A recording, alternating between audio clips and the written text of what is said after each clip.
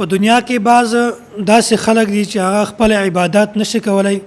بلکې د نورو خلکو په عبادتو باندې هغه اعتراض کول غواړي. نو هغه اعتراض دا ده چې قرباني کول دا نه دي صحیح بلکې تاسو ته پکار ده چې د قرباني په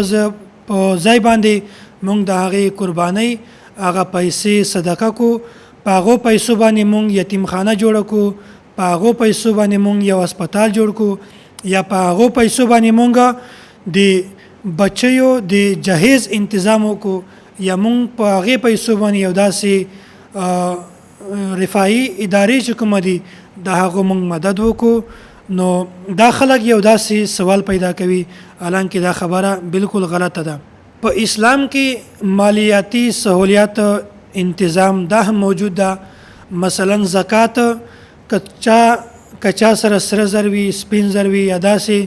نقدي مال وي ورسره په هغې کې صحیح طریقه باندې زکات وباسي نو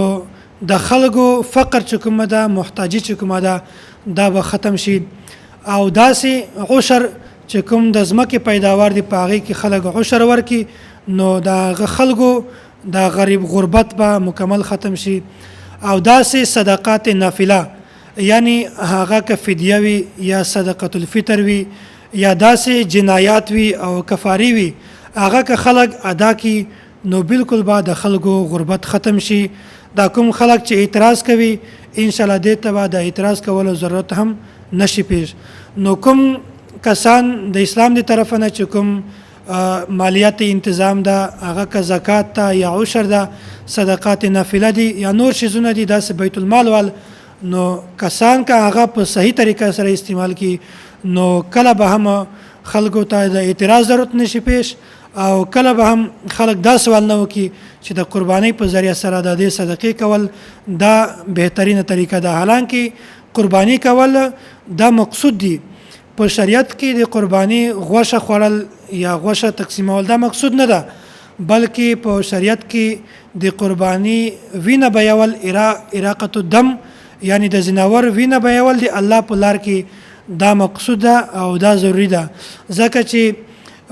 ام عائشہ رضی الله تعالی عنها د حضور پاک صلی الله علیه وسلم دا روایت نقل کوي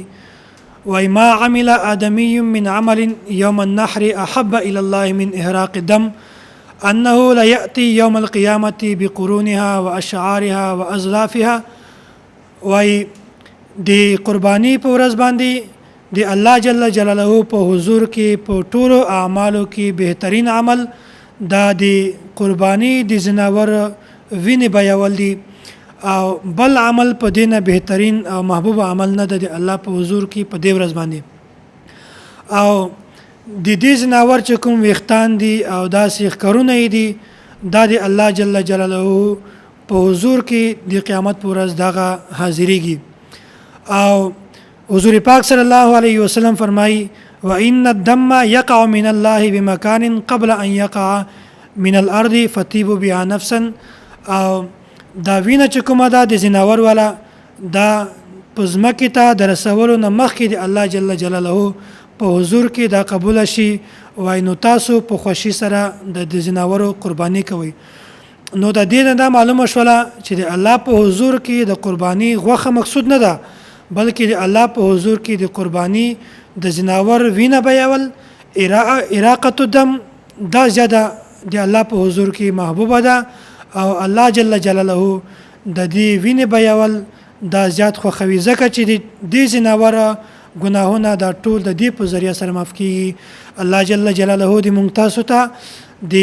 مسایلو صحیح سمجھ را نصیب کی او الله پاک دې مونږ تاسو ته د صحیح قرباني کولو توفیق را نصیب کی. واخر دعوانا ان الحمد لله رب العالمین.